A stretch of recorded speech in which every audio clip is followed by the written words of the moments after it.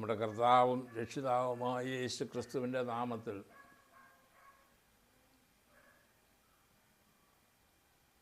ഒരിക്കൽ കൂടെ നിങ്ങൾക്ക് സ്നേഹവന്ദനം അറിയിക്കുന്നു. കഴിഞ്ഞ ദിവസങ്ങളിൽ ഈ പ്രവർത്തനത്തോട് കാണിച്ച സ്നേഹത്തിന്, സഹകരണത്തിന്, സബ്സ്ക്രൈബിന്, എല്ലാറ്റിനും നന്ദി പറയുന്നു. നിങ്ങളുടെ സപ്പോർട്ട് അനുഗ്രഹമാണ് എന്ന് ഞാൻ കർത്താവിൻ്റെ നാമത്തിൽ നിങ്ങളോട് പറയുന്നു. അത് നിങ്ങൾക്കും അനുഗ്രഹമായി തീരട്ടെ എന്ന് പ്രാർത്ഥിക്കുകയും ചെയ്യുന്നു. ഈ എപ്പിസോഡ് ചെയ്യുവാൻ, 10ാമത്തേത് ചെയ്യുവാൻ ദൈവം അവസരം തന്നു.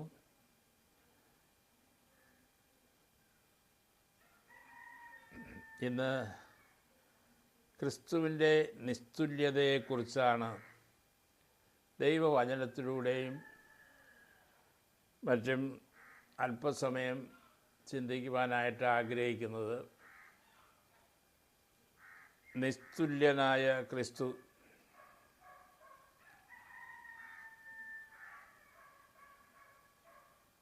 മനുഷ്യൻ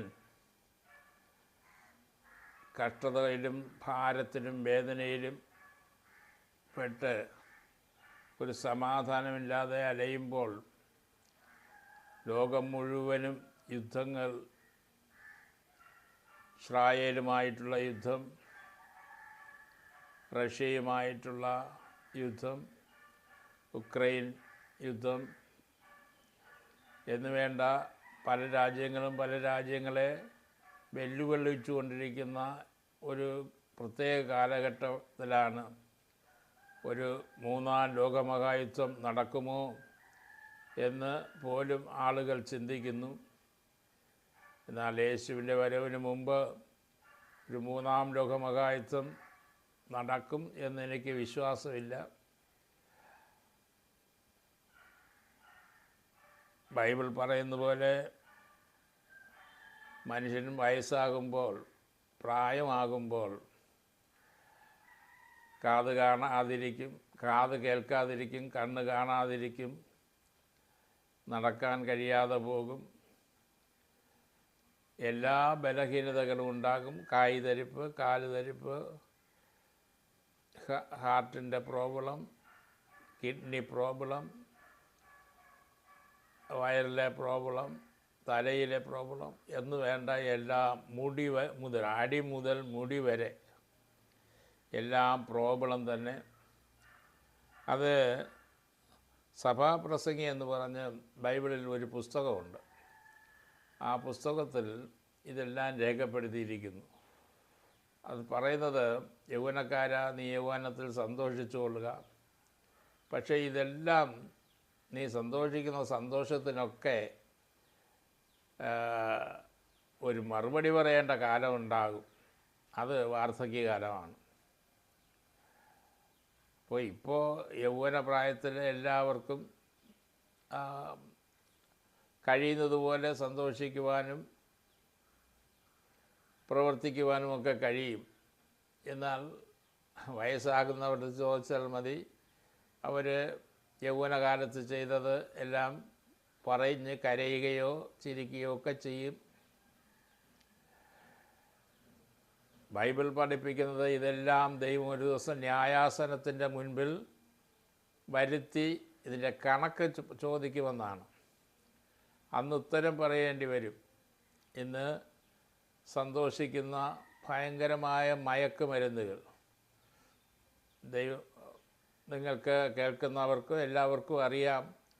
ഓരോ ഉത്സവങ്ങൾ വരുമ്പോഴും, ക്രിസ്മസ് വരുമ്പോൾ എത്ര കോടി രൂപയുടെ മദ്യമാണ് ചിലവാക്കുന്നത്. ഓണം വരുമ്പോൾ, ദീപാവലി വരുമ്പോൾ, മറ്റ് എല്ലാ ഉത്സവങ്ങൾക്കും വരുമ്പോൾ കോടിക്കണക്കിന് രൂപയുടെ വെറും ചിലവാണ് ഉണ്ടായിക്കൊണ്ടിരിക്കുന്നത്. ഈ പൈസയിൽ ഒരു ഭാഗം പാവപ്പെട്ട ആളുകൾക്ക് അംഗവൈകല്യമുള്ളവർക്ക്, മന്ദബുദ്ധിയായിരിക്കുന്നവർക്ക് ഒന്ന് നമ്മൾ കൊടുത്താൽ അതിൽ ദൈവത്തിൽ നിന്നുള്ള അനുഗ്രഹം നമുക്ക് പ്രാപിക്കുവാനായിട്ട് കഴിയും.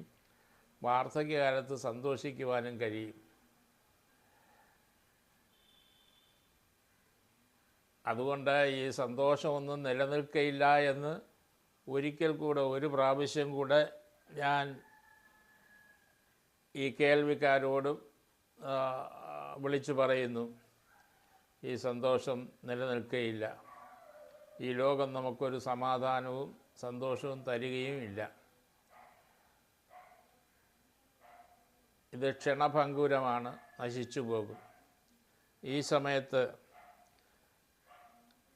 നമ്മുടെ രക്ഷിതാവും ദൈവമായ കർത്താവിനെ നോക്കിപ്പാർത്ത് ജീവിച്ചാൽ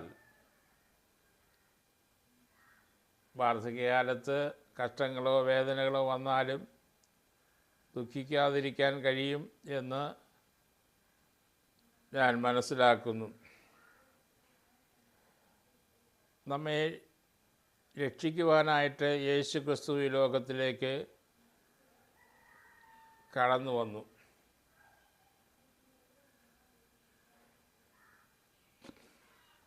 മനുഷ്യൻ മതങ്ങളെ സൃഷ്ടിച്ചു, മതങ്ങൾ ദൈവങ്ങളെ സൃഷ്ടിച്ചു.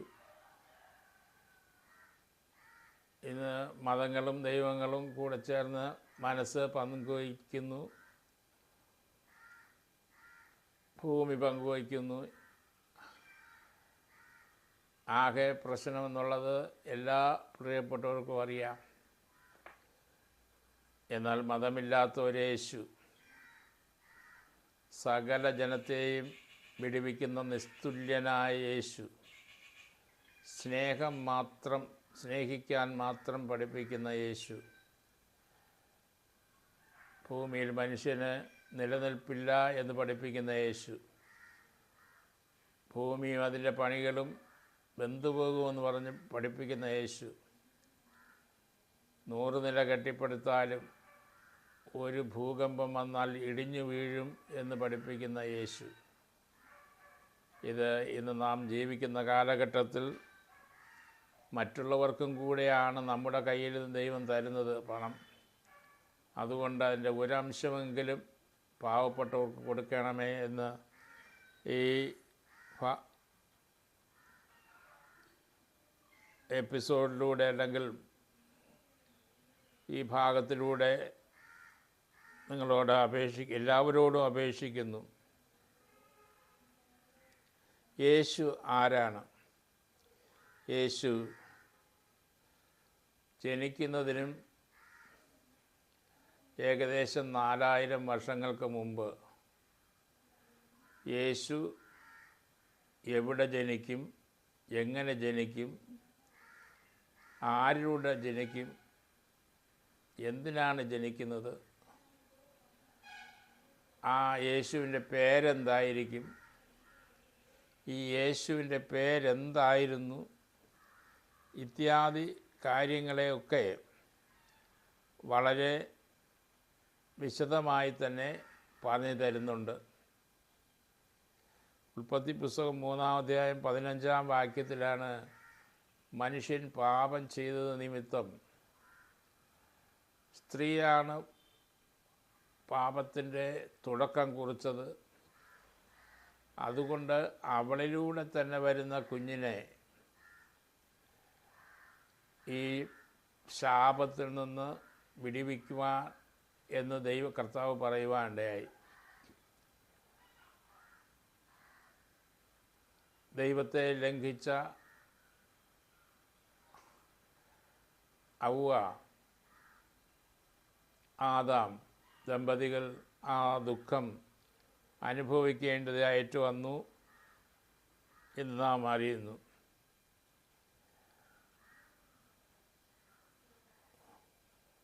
മത്തായിയുടെ സുവിശേഷം 1:16 വായിക്കുമ്പോൾ അവളിൽ നിന്ന് ക്രിസ്തു എന്ന് പേരുള്ള യേശു ജനിച്ചു എന്ന് പരിശുദ്ധാത്മാവ് രേഖപ്പെടുത്തിയിരിക്കുന്നു. യേശുവിന് ഉണ്ടായിരുന്ന പേരാണ് ക്രിസ്തു. ത്രിത്വമുണ്ടോ എന്നൊക്കെ ചോദിക്കുന്ന ആളുകൾക്ക് മറുപടി ഉണ്ട്. നാം നമ്മുടെ സ്വരൂപത്തിൽ മനുഷ്യനെ സൃഷ്ടിക്കുക എന്ന് കർത്താവ് പറഞ്ഞു.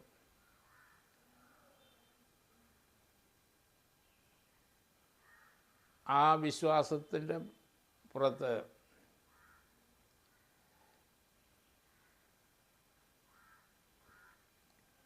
സ്ത്രീ തന്നെ പ്രസവിക്കുന്ന കുഞ്ഞ് തന്നെ രക്ഷകനുമാകണം. അത് ദൈവത്തിൻ്റെ നിശ്ചയമാണ്, ദൈവത്തിൻ്റെ നീതിയാണ്.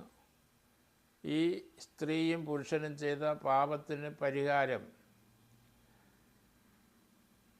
ആയി ആ കുഞ്ഞ് തന്നെ അതിൻ്റെ ശിക്ഷയും അനുഭവിക്കണം എന്നുള്ളത് ദൈവം കൽപ്പിച്ചു.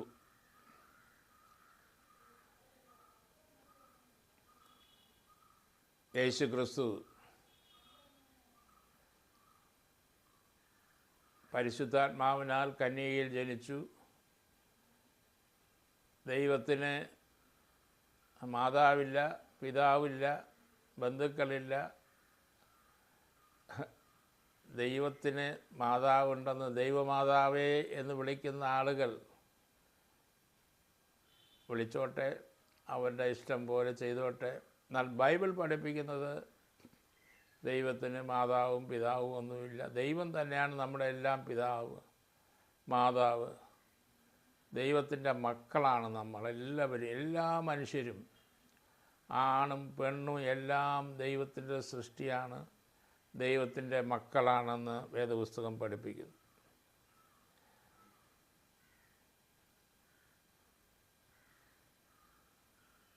യേശു 33 വയസ്സ് വരെ അല്ലെങ്കിൽ വരെയെങ്കിലും ഈ ഭൂമിയിൽ ജീവിച്ച് മാതാപിതാക്കൾക്ക് കീഴടങ്ങിയിരുന്നു എന്ന് ലൂക്കോസിൻ്റെ സുവിശേഷം 3:23 പറയുന്നു. യേശു യൂറോപ്പിൽ പോയോ, ഇന്ത്യയിൽ പോയോ, ചൈനയിൽ പോയോ എന്നൊക്കെ ചോദിച്ച് പറയുന്നവരുണ്ടെങ്കിലും ബൈബിൾ പഠിപ്പിക്കുന്നു യേശു മാതാപിതാക്കൾക്ക് കീഴടങ്ങിയിരുന്നു എന്നാണ്. യേശു മാതാപിതാക്കൾക്ക് കീഴടങ്ങിയിരുന്നു. 30 വയസ്സായപ്പോൾ സ്നാനപ്പെട്ട് അദ്ദേഹത്തിൻ്റെ പ്രവൃത്തി ആരംഭിച്ചു. ദൈവം തന്നെയാണ് പുത്രൻ്റെ വേഷത്തിൽ ഈ ഭൂമിയിലേക്ക് വന്നത്. അതൊക്കെ വലിയ വിഷയങ്ങളായതുകൊണ്ട് ഘട്ടം ഘട്ടമായി ദൈവം അനുവദിച്ചാൽ പറയുവാൻ എനിക്കും ആഗ്രഹമുണ്ട്. യേശുവിടെ ജീവിച്ചപ്പോൾ അത്ഭുതങ്ങളും അടയാളങ്ങളും വീര്യപ്രവൃത്തികളും ചെയ്ത് താൻ ദൈവപുത്രനാണെന്ന് ശക്തിയോടെ തെളിയിക്കുകയും മരിച്ചവരെ ഉയർപ്പിച്ചു. കർത്താവ് തന്നെ ഉയർത്തെഴുന്നേൽക്കുകയും ചെയ്തു. യേശു മരിച്ചു, അടക്കപ്പെട്ടു, ഉയർത്തെഴുന്നേറ്റു. ശിഷ്യന്മാർ കാണെ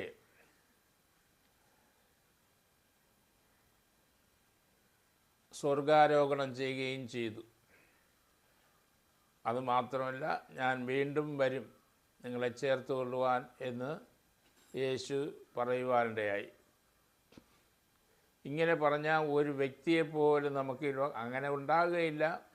കാരണം യേശു മാത്രമാണല്ലോ ദൈവപുത്രനായി ഈ ലോകത്തിൽ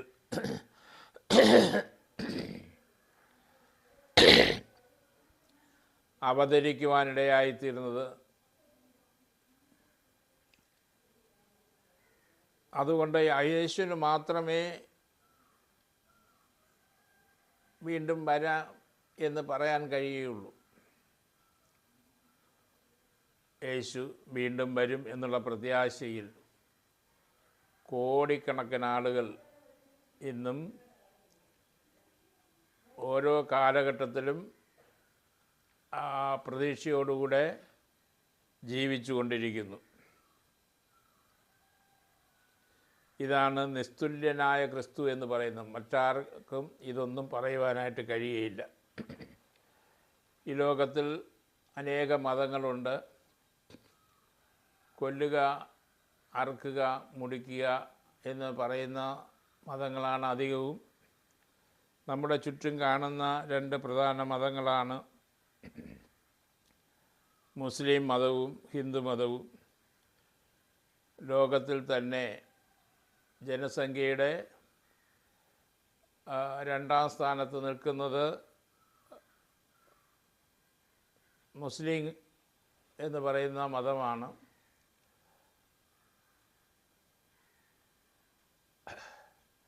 അവർ വർദ്ധിച്ചുകൊണ്ടിരിക്കുന്നു. അവർ വർദ്ധിക്കുന്നതിന് കാരണം ഉണ്ട്. ഒരു മനുഷ്യൻ 3, 4, 8, 10 ഭാര്യമാരെ സ്വീകരിച്ച് അവർക്ക് 5, 4 മക്കളൊക്കെ ഉണ്ടാകുമ്പോൾ അവർ വർദ്ധിച്ചുകൊണ്ടിരിക്കുന്നു. അതും നമുക്ക് പിന്നീട് ദൈവം അനുവദിച്ചാൽ ചിന്തിക്കാവുന്നതാണ്. ആ മതത്തിൻ്റെ പ്രധാന ചില നല്ല കാര്യങ്ങൾ പറയുന്നുണ്ടെങ്കിലും പ്രധാനമായി പഠിപ്പിക്കുന്നത് നിങ്ങളെ ശത്രുക്കളെ ഏത് നിലയിലെങ്കിലും നശിപ്പിച്ചാൽ നിങ്ങൾക്ക് പുണ്യം കിട്ടും, സ്വർഗം കിട്ടും. സ്വർഗത്തിൽ അനേക പെണ്ണുങ്ങളുണ്ട്. അവരെല്ലാം നിങ്ങൾക്ക് ഭാര്യമാരായ സുന്ദരിമാരായ ധരണീമണികളുണ്ട്. ഇത് ഇത്രയും ഉറക്കെ വിളിച്ച് പറയുന്ന ഒരു അധമമായ മതം വേറെ കാണുമോ എന്ന് എനിക്ക് അറിഞ്ഞുകൂടാ.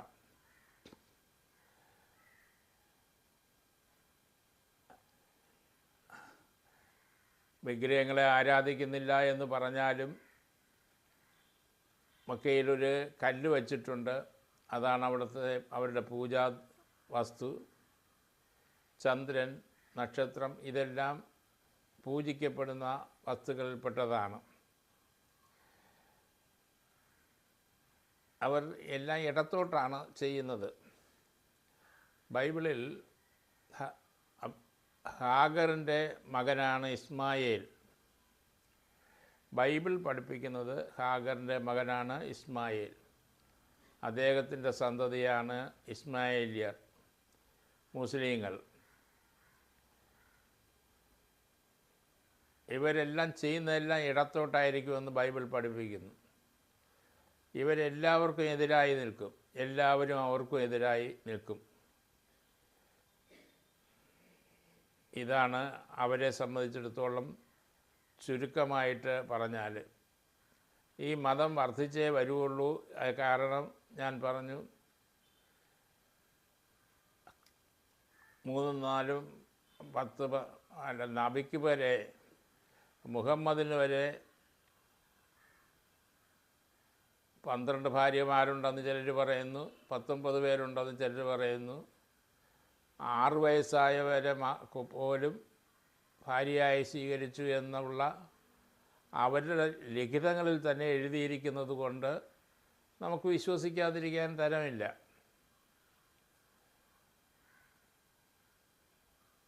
അള്ളാഹു അപ്പോഴപ്പോഴായിട്ട് മുഹമ്മദിന് ആയത്തുകൾ ഇറക്കിക്കൊടുത്തു. മുഹമ്മദ് തന്നെ ഒരു കൊള്ളക്കാരനായിരുന്നു. അനേക യുദ്ധങ്ങളും മറ്റുമൊക്കെ ചെയ്ത് ആണുങ്ങളെല്ലാം മരിച്ചു കഴിഞ്ഞപ്പോൾ, പിന്നെ പെണ്ണുങ്ങൾ അവശേഷിച്ചപ്പോൾ അങ്ങനെ ഒരു ആയത്തിറക്കി സ്ത്രീകളെ അവർക്ക് ഭാര്യമാരായി എടുക്കാം. സ്ത്രീ പുരുഷൻ്റെ വിളനിലമാണ്, ഇഷ്ടം പോലെ ചെയ്യാം. ഇങ്ങനെ പഠിക്കാൻ പോയാൽ നിങ്ങൾ യൂട്യൂബിൽ നോക്കിയാൽ അതിനെക്കുറിച്ച് കാണാൻ കഴിയുന്നത്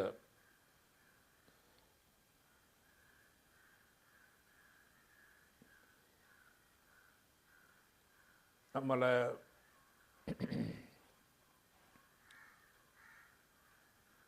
ഇന്ന് സെബാസ്റ്റ്യൻ എന്ന് പറയുന്ന ആളും ഒരു ടീച്ചർ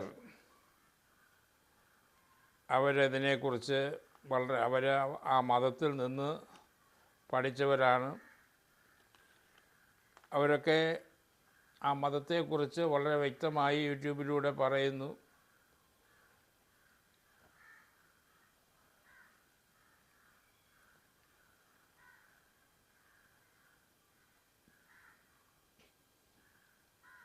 അത് നമുക്ക് കേൾക്കുവാനായിട്ട് ഇടയായിത്തീരും. എനിക്ക് അത്രയും വലിയ അറിവ് അതിനെക്കുറിച്ചില്ലെങ്കിലും അവരോട് ചോദിച്ചാൽ അവരുടെ മതത്തെക്കുറിച്ച്, അവരായിരുന്ന മതത്തെക്കുറിച്ച്, അതിൻ്റെ ന്യൂനതയെക്കുറിച്ച് പറയുന്നതാണ്. എ ജബ്ബാർ എന്ന് പറയുന്ന ഒരു സഹോദരൻ, ജമീദാസ് ടീച്ചർ എന്ന് പറയുന്ന ഒരു സഹോദരി, പിന്നെ സെബാസ്റ്റ്യൻ എന്ന് പറയുന്ന ഒരു സഹോദരൻ, ഇവരെല്ലാം അതിനെക്കുറിച്ച് പറയുന്നുണ്ട്. ഞാൻ യേശുവിനെക്കുറിച്ച് പറഞ്ഞതുപോലെ യേശുവിനെക്കുറിച്ച് പറയുന്നതിൽ ഞങ്ങൾക്ക് ലജ്ജയില്ല. യേശു ക്രിസ്തു കുരിശിൽ തറച്ച് തന്നെ മരിച്ചത്, രക്തം ചൊരിഞ്ഞ് തന്നെ മരിച്ചത്, രക്തം ചൊരിഞ്ഞിട്ടല്ലാതെ പാപത്തിന് പരിഹാരമില്ലാത്തതുകൊണ്ട് രക്തം ചൊരിഞ്ഞ് തന്നെയാണ് യേശു മരിച്ചത്. ഇത് പറയുന്നതിൽ ഞങ്ങൾക്കും ലജ്ജയില്ല. ഇനി ഒരു മതമാണ് നമുക്ക് ചുറ്റും ഉള്ളതായ ഹൈന്ദവ മതം. ഹൈന്ദവ മതത്തെക്കുറിച്ചെല്ലാം നമ്മൾ കൊച്ചുനാൾ മുതലേ പഠിക്കുകയും ശീലിക്കുകയും ചെയ്യുന്നവരാണ്. ഞാൻ അതിനെക്കുറിച്ച് പഠിക്കാനായിട്ട് ശ്രമിച്ചപ്പോൾ അതിൻ്റെ ശരിക്കൊരു ഉത്തരം നൽകാനായിട്ട് ആർക്കും കഴിയുന്നില്ല. ഇവിടെ തിരുമലയ്ക്കടുത്ത് ഞാൻ സ്നേഹിക്കുന്ന ഒരു സഹോദരൻ ഉണ്ട്. അദ്ദേഹത്തിന് ഞാൻ കത്തയച്ചു ഇതിൻ്റെ അർത്ഥങ്ങളും കാര്യങ്ങളും എന്താണെന്ന്. അദ്ദേഹം മറുപടിയൊന്നും പറഞ്ഞില്ല.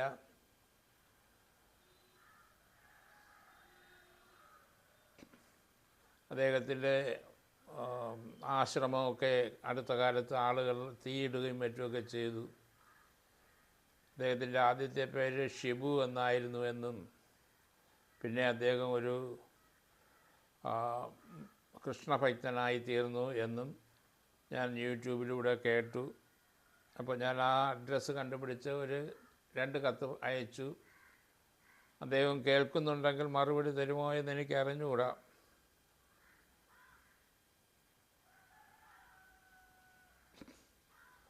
ഈ മഹാഭാരതം തന്നെ പലരും രചിച്ചിട്ടുണ്ട്. അതിൽ പ്രധാനിയാണ് വേദവ്യാസൻ എന്ന് പറയുന്ന വ്യക്തി. വേദവ്യാസൻ എഴുതിയ മഹാഭാരതത്തിലാണ് ഈ വ്യക്തികൾക്കെല്ലാം ദൈവത്വം കൊടുത്തിരിക്കുന്നതെന്ന് അരവിന്ദ അക്ഷമേനോൻ പറയുന്നു. അരവിന്ദാക്ഷമേനോൻ പറയുന്നത് ഈ മഹാഭാരതവും രാമായണവും കഥകളാണ്. ഹൈന്ദവ മതത്തിൻ്റെ ഉറവിടമെന്ന് പറയുന്നത് ഋഗ്, യജുസ്, സാമം, അഥർവം, ഇതാണ് വേദങ്ങൾ. ഇതാണ് സാക്ഷാൽ ഹൈന്ദവ വേദങ്ങളെന്ന് പറയുന്നത്. അല്ലാതെ മഹാഭാരതവും രാമായണവും അല്ല. അപ്പോൾ ഞാൻ ഈ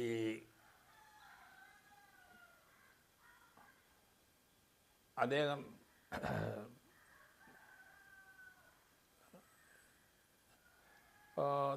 നല്ലവണ്ണം കാര്യങ്ങൾ പഠിപ്പിക്കുന്ന ഒരു വ്യക്തിയാണ്. അദ്ദേഹത്തോട് ഞാൻ 8 കാര്യങ്ങൾ ചോദിച്ചു.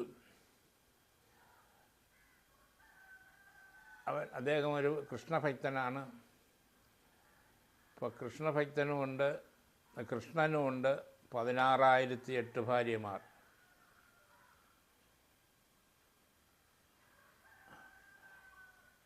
അത് കൂടാതെ ഗോപസ്ത്രീകൾ ധാരാളം ഉണ്ടായിരുന്നു. പാഞ്ചാലിയുടെ വസ്ത്രാക്ഷേപം നടത്തുമ്പോൾ കൃഷ്ണന് എന്തെന്നില്ലാത്ത പ്രയാസം തോന്നി. അവർക്ക് വസ്ത്രം കൊടുത്തുകൊണ്ടേയിരുന്നുവെന്ന് മഹാഭാരതത്തിൽ പറയുന്നു. എന്നാൽ എത്രയോ സ്ത്രീകളുടെ വസ്ത്രമാണ് അദ്ദേഹം മോഷ്ടിച്ചെടുത്തത്. യൗവന സ്ത്രീകൾ കുളിക്കാൻ പോകുന്ന കടവിൽ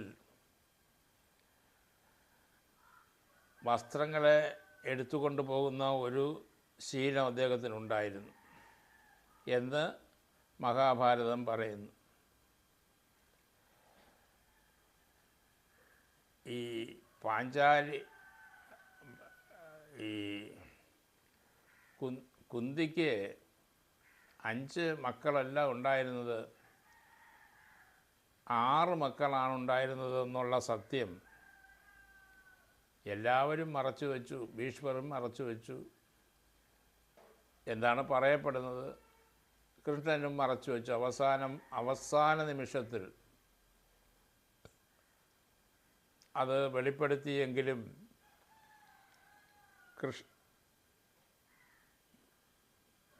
മഹാഭാരതത്തിലെ ഏറ്റവും വിശ്വസ്തനായ മനുഷ്യൻ കർണനാണ്. കർണൻ അത് കേൾക്കാൻ തയ്യാറായില്ല. കാരണം ഇതുവരെയും ഉപ്പും ചോറും തിന്നത് ദുര്യോധനൻ്റെതാണെന്നുള്ള അറിവിൽ ഉറച്ചു നിൽക്കുകയായിരുന്നു അദ്ദേഹം. ഒരുപക്ഷെ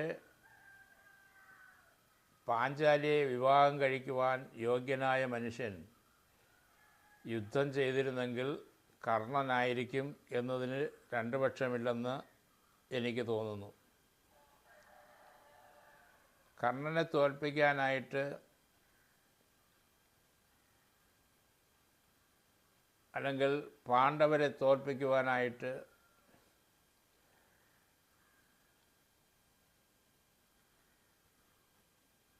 സൂര്യപുത്രൻ എന്ന് പറയപ്പെടുന്ന കർണനെ തോൽപ്പിക്കുവാൻ ദേവേന്ദ്രപുത്രനായ അർജുനനെ ജയിപ്പിക്കാനായിട്ടും കർണകുണ്ഡലം കള്ളത്തനം ഉപയോഗിച്ച് കർണനോട് യാചിച്ച് വാങ്ങിക്കുന്ന ഒരു സംഭവം മഹാഭാരതത്തിലുണ്ട്. എന്തൊരു നികൃഷ്ടമായ പ്രവൃത്തിയാണത്. ഇതാര് ചെയ്യിപ്പിച്ചത് എന്നെനിക്ക് അറിഞ്ഞുകൂടാ.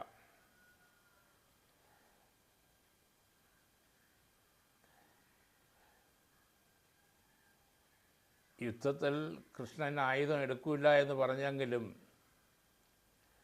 ബർബരീകൻ എന്ന് പറയുന്ന ഒരു മഹാശക്തനുണ്ടായിരുന്നു. അത് ഘടോത്കചൻ്റെ മകനാണ്. ഘടോത്കചൻ ഭീമൻ്റെ പുത്രനാണ്. ഇവരൊക്കെ വനവാസത്തിനൊക്കെ പോയിരുന്നപ്പോഴൊക്കെ അവിടെ മക്കളൊക്കെ ഉണ്ടായി എന്നുള്ളത് അതൊക്കെ മറ്റു കാര്യങ്ങളാണ്. പിന്നെ ഈ വേദവ്യാസൻ എഴുതുമ്പോൾ തന്നെ പറഞ്ഞു ഇതൊരു കഥയാണ് എന്ന്. കഥ പറഞ്ഞു തുടങ്ങുമ്പോഴേ അദ്ദേഹം പറഞ്ഞു ഇതൊരു കഥയാണ് എന്നുള്ളത്. അതുകൊണ്ട് ഇത് കൂടുതൽ പറയാനൊന്നുമില്ല. ബർബരീകനെ ആദ്യമേ തന്നെ തട്ടി.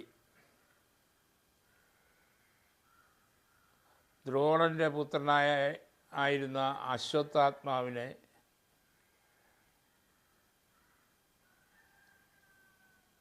ചതിയിൽ കൊന്നു. അശ്വത്ഥാത്മാവിനെ കൊല്ലാനായിട്ട് കഴിയില്ല എന്ന് പാണ്ഡവർക്ക് അറിയാമായിരുന്നു. അദ്ദേഹത്തെ ചതിയിൽ ഇരുട്ടുണ്ടാക്കി കൊന്നു. രണ്ടും ചതികൾ തന്നെ, അങ്ങോട്ടും ഇങ്ങോട്ടും ചതി. പിന്നെ ഞാൻ മനസ്സിലാക്കിയിടത്തോളം ഈ വ്യാസൻ പറയുന്ന ഒരു കാര്യം നമുക്കിതിൽ നിന്ന് വ്യക്തമാണ്. യുദ്ധം ഒന്നിനും പരിഹാരമല്ല. യുദ്ധം ചെയ്യുന്നത് ദേവനായാലും അത് യുദ്ധത്തിൽ തന്നെ നശിക്കും. വാളെടുക്കുന്നവൻ വാളാൽ തന്നെ എന്ന് തന്നെയാണ് വ്യാസനും പറഞ്ഞ് പഠിപ്പിക്കുന്നതെന്ന് ഞാൻ മനസ്സിലാക്കുന്നു.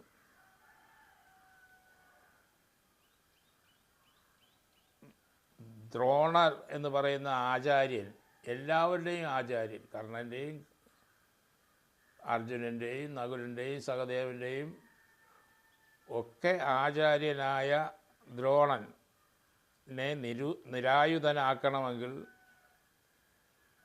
അശ്വത്ഥാത്മാവിനെ കൊന്നല്ലാതെ ഒക്കൂൽ. അശ്വത്ഥാത്മാവ് മരിച്ചാൽ അദ്ദേഹം ആയുധം താഴെ വയ്ക്കുമെന്ന് പറയും. എന്തൊരു ചതിയും നോക്കിക്കൊള്ളൂ. നിങ്ങളെല്ലാവരും ചിന്തിക്കുക, ഇതൊരു മതപ്രഭാഷണമല്ല. ഭീഷ്മർക്ക് ലോകത്തിലെ ആർക്കും ജയിക്കാൻ കഴിയില്ല, ഭീഷ്മരെ. അതാണ് ഭീഷ്മർ. അങ്ങനെയെങ്കിൽ പിന്നെ കുരുക്ഷേത്ര യുദ്ധത്തിൽ ഭീഷ്മർക്ക് ആരെ ആണ് ഭയപ്പെടേണ്ടിയിരുന്നത്? പക്ഷേ ശിഖണ്ഡിയെ മുൻനിർത്തി യുദ്ധം ചെയ്യുകയില്ല എന്ന് അദ്ദേഹത്തിനൊരു ശപഥമുണ്ടായിരുന്നു. അദ്ദേഹത്തിൻ്റെ മുൻപിൽ ശിഖണ്ഡിയെ നിർത്തി യുദ്ധം ചെയ്യിപ്പിച്ചപ്പോൾ ഭീഷ്മരും യുദ്ധത്തിൽ നിന്ന് പിന്മാറി. തീർന്നില്ല, യുദ്ധം തീർന്നു എന്ന് തന്നെ പറയാം.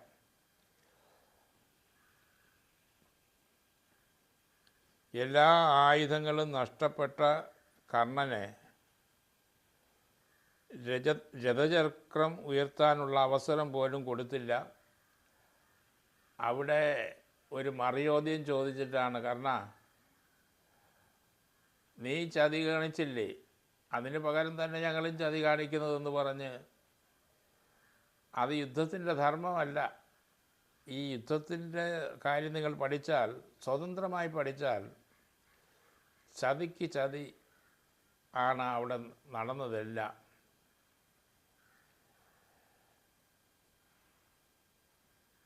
ഒരപ്പൻ്റെ മക്കളുടേതായ ഗതികേടാണ് ഇവിടെ പറയുന്നത്. ഇതിൽ നമ്മൾ പഠിച്ചാൽ അർജുനനെയും കർണനെയൊക്കെയാണ് തൊഴേണ്ടത്. കാര്യം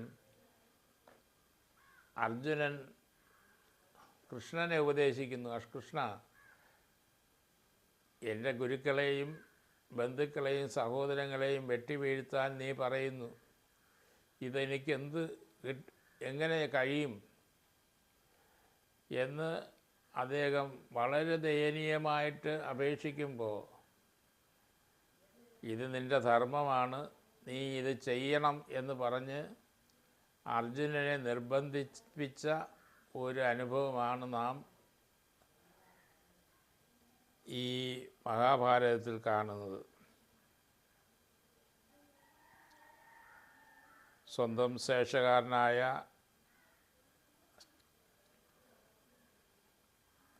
അഭിമന്യുവിനെ പോലും രക്ഷിക്കാൻ ആ യുദ്ധത്തിൽ